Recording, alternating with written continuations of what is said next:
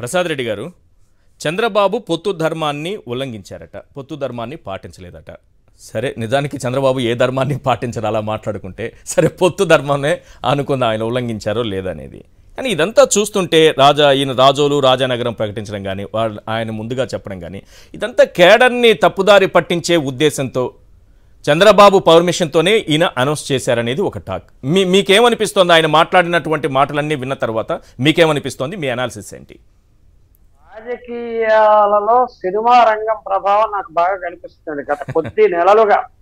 నాటకి అంటే పవన్ కళ్యాణ్ రాజకీయ రంగం ప్రవేశం చేశారు అంటే ఎన్టీ రామారావు ఉండగానే సినిమాటిక్ గా రాజకీయాలను కొంత మార్చాడు. కాకపోతే ఆయన always grounded in the ground.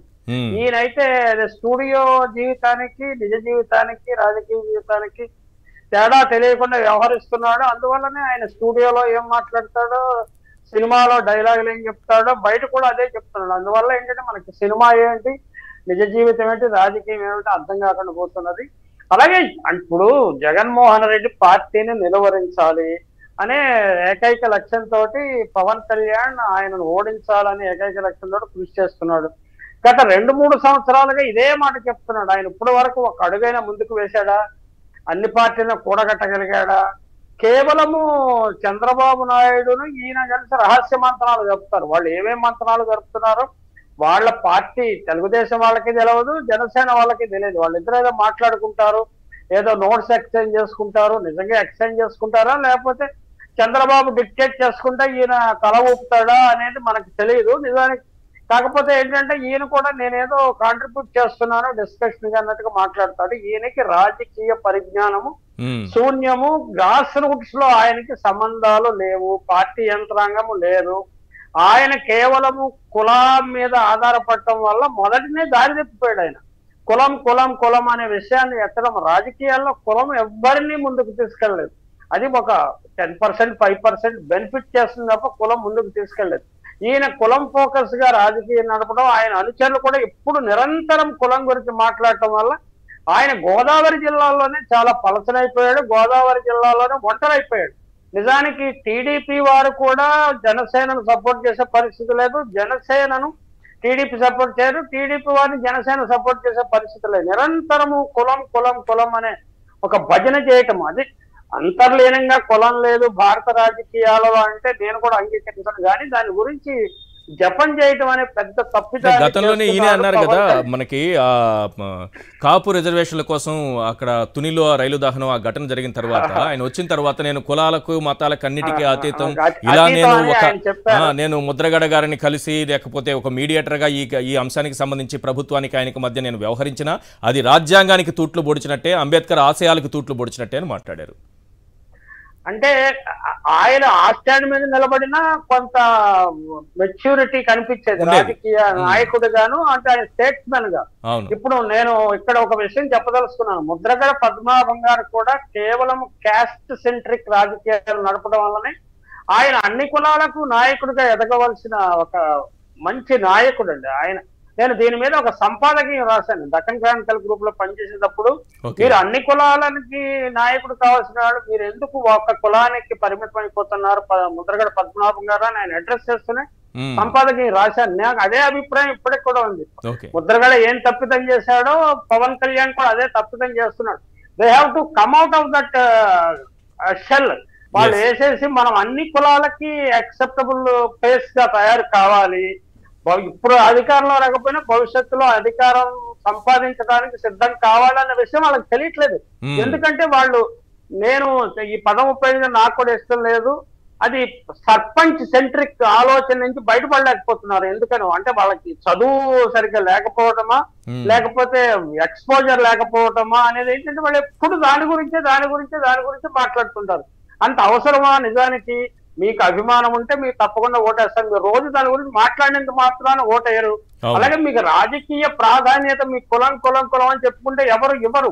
మీకు ప్రజల్లో అభిమానం ఉన్నదా? ఎన్ని కులాల మధ్య బ్రిడ్జెస్ నిర్మించుకున్నారు, స్నేహాన్ని నిర్మించుకున్నారు, సోషల్ ఇంజనీరింగ్ లో మీ వైపు వాళ్ళు ఉన్నారు అనే విషయం మీద ఆధారపడి ఉంటుంది తప్ప నేను ఎప్పుడు ఒకే కులం అంటే. రెండో విషయం కూడా నేను చెప్పదలుచుకున్నానండి. కాపు కులం యొక్క న్యూమరికల్ స్ట్రెంగ్త్, వారి యొక్క స్ట్రెంగ్త్ ని అతిగా వాళ్ళు ఊహించేసుకుంటున్నారు. మనకి ఆంధ్రప్రదేశ్, ఉమ్మడి ఆంధ్రప్రదేశ్ లో తూర్పు కాపులు ఉన్నారు, మున్నూరు కాపులు ఉన్నారు, బలిజలు ఉన్నారు, ఇతర కులాల వారు ఉన్నారు.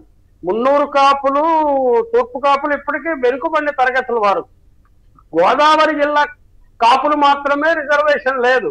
ఆ విషయాన్ని గమనించకుండా మేము బీసీల్లో కలవాలని వాళ్ళు ప్రయత్నం చేస్తారు. బీసీలు యాక్సెప్ట్ చేయరు, అగ్రవర్ణాల్లో వాళ్ళు యాక్సెప్ట్ చేయరు. అందువల్ల ఏంటంటే they are crushed between social groups, OC group and BC group.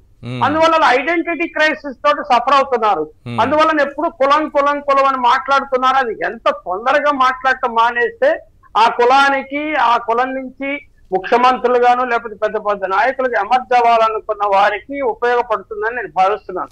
ఇప్పుడు ఇదంతా కూడా ఒక డైరెక్షన్ లో, చంద్రబాబు డైరెక్షన్ లో జరుగుతోందా? లోకేష్ అనడం కానీ, సీఎం సీట్ లేదు, షేరింగ్ లేదని అనడం కానీ, డిప్యూటీ సీఎం కూడా లేదని అనడం కానీ, ఇప్పుడు టీడీపీ దానికంతటా అదే సీట్లను ప్రకటించుకోవడం కానీ, ఈయన వచ్చి గట్టిగా ఏదో మాట్లాడినట్టు చంద్రబాబుని పొత్తు ధర్మం ఉల్లంఘిస్తారా, అది చేస్తారా, ఇది చేస్తారని మళ్ళీ ఫైనల్గా పొత్తు వెళ్లాల్సిందే మనం అని చెప్పటం, ఇదంతా ఒక పద్ధతి ప్రకారం క్యాడర్ని నమ్మించేటటువంటి ప్లాన్ ఏదన్నా ఉందా దీని వెనుక?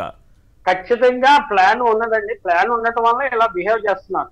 మనకి ప్రజారాజ్యం పార్టీ పెట్టిన అనుభవం ఉన్నది. ప్రజారాజ్యాన్ని వెన్నుపోటు పొడిచిన వారు ఎవరు? ఈనాడు పత్రికతోటి చాలా సన్నిహిత సంబంధాలు ఉన్న పరకాల ప్రభాకర్ లాంటి వారే ఆ పార్టీకి వెన్నుపోటు పొడిచి ఆఖరికి ఆ పార్టీ ఆఫీస్ లోనే ప్రెస్ కాన్ఫరెన్స్ పెట్టి ఆ పార్టీని ఆఖరి క్షణంలో భ్రష్టు పట్టించారు. At the instance of Telugu Desam, at the instance of Ramoji Rao. అదే వ్యూహాన్ని ఈసారి చాప కింద నీటిలాగా వీళ్ళు చేస్తున్నారు. దాన్ని అర్థం చేసుకోవడానికి పవన్ కళ్యాణ్కి ఇంకా మెచ్యూరిటీ రావాల్సింది. చిరంజీవి అర్థం చేసుకున్నాడు. అంటే జెండా పీకేశారు అని హెడ్ లైన్ పెట్టినప్పుడు ఆయన తీవ్రంగా స్పందించారు. మేము మా పార్టీని మేము విలీనం చేస్తే మీకు అంత ఎటకారంగా ఉందిరా, మీకు ఎందుకు మా మీద అక్కసు అని కూడా ప్రశ్నించారు. కానీ ఇలాంటి అక్కసు రెండు కులాల మధ్య, ముఖ్యంగా కాపు కమ్మ కులం మధ్య వచ్చే తాము మరింత ఏకాకులం అయిపోతుంది. కమ్మ కులం ఇప్పటికే చాలా వరకు దురదృష్టవశాత్తు it is a very dynamic and enterprising cos. ఖచ్చితంగా నేను వాళ్ళని అభిమానిస్తాను. కానీ వాళ్ళ వ్యూహం తప్పిదాల వల్ల ఒంటరిగా ఏకాకులైపోయారు. చంద్రబాబు అని నస్మరించి కపటి నాయకుడిని నమ్ముకుని ఎన్టీ రామారావు లాంటి ఉదాత్తుడిని, విశాల హృదయాన్ని వదిలేసుకోవడం వల్ల వాళ్ళు ఇప్పటికీ సఫర్ అవుతున్నారు. దాని ఫలితాలు ఇప్పుడు వస్తున్నాయి. ఒంటరి అయిపోతున్నామని ఇప్పుడు జగన్మోహన్ రెడ్డి సోషల్ ఇంజనీరింగ్ వల్ల మా ఒంటరి అయిపోతున్నా అన్న భయం వాళ్ళలో ప్రవేశించింది.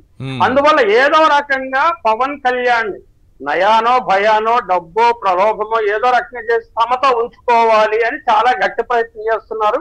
కాకపోతే ఒక దశ మించి పవన్ కళ్యాణ్ ఎదగటాన్ని వాళ్ళు ఎట్టి పరిస్థితుల్లోనూ భరించరు, సహించరు, అలౌ చేయరు. వాళ్ళు వాళ్ళకు ఉండే మీడియా కంట్రోల్ గానీ ఇతర కంట్రోల్స్ ద్వారా వాళ్ళు ఎట్టి పరిస్థితులను అలౌ చేయరు. కాబట్టి నేను మొదటి నుంచి చెప్తున్నాను, పవన్ కళ్యాణ్ ఎట్టి పరిస్థితులు ఓడించడానికి చంద్రబాబు నాయుడు ప్రయత్నం చేస్తాడు, లోకేష్ బాబు ప్రయత్నం చేస్తాడు, జగన్ ఆటోమేటిక్ గా ప్రయత్నం చేస్తాడు, రాజకీయ ప్రత్యర్థి కాబట్టి.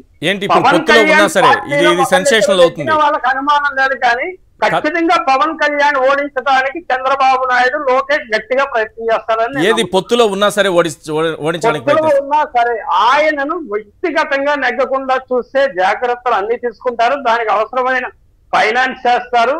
అవసరమైన చోట తమ సోషల్ గ్రూప్ ని యాక్టివేట్ చేసి పవన్ కళ్యాణ్ వ్యతిరేకంగా ఓటు చేస్తారా అని నేను నమ్ముతాను. పవన్ ఓడించడం వల్ల ఏంటి సార్ అసలు ఎందుకు పవన్ ఓడించాలనుకుంటారు వాళ్ళు? మీరు సెన్సేషనల్ కామెంట్ చేశారే. నేను చాలా కాలం నుంచి చేస్తున్నాను, మీ దృష్టికి రాలేదేమో. పవన్ కళ్యాణ్ అని పొటెన్షియల్ ఎనిమి, అతనిలో ప్రజాభిమానం కొంత ఉన్నది కాబట్టి ఆయన పొటెన్షియల్ ఎనిమి. ఎవరికి ఎనిమి? ఆయన జగన్మోహన్ రెడ్డికి ఎనిమి కాదు. ఆయన జగన్మోహన్ రెడ్డికి దరిదాపుల్లో కూడా రాలేడు.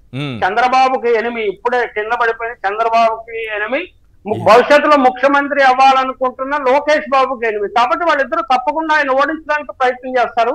అలాగే ఈయన ఏ నియోజకవర్గంలో పోటీ చేస్తాడో ఆ నియోజకవర్గంలో ప్రబల కులాలు ఈయన ఓడించడానికి ప్రయత్నం చేస్తాయి. ఎందుకంటే ఒకసారి ఈయన తిష్ట వేసుకుంటే మళ్ళీ ఆయన కలపడం కష్టం అని వాళ్ళకి తెలుసు. భీమవరంలో లాస్ట్ టైం అదే జరిగిందండి. భీమవరంలో జరగడానికి అదే కారణము, ఆయన ఓడిపోవడానికి కూడా అది కారణం. ఇది మళ్ళీ వచ్చే ఎన్నికల్లో కూడా రిపీట్ అవుతుంది. పవన్ కళ్యాణ్ ఎన్నికల్లో గెలవడం అనేది దాదాపు అసాధ్యమని నేను భావిస్తున్నాను. ఆయన పార్టీ తరఫున కొందరు నెగ్గితే నెట్టొచ్చు కానీ ఆయన అవకాశాలు చాలా తక్కువ.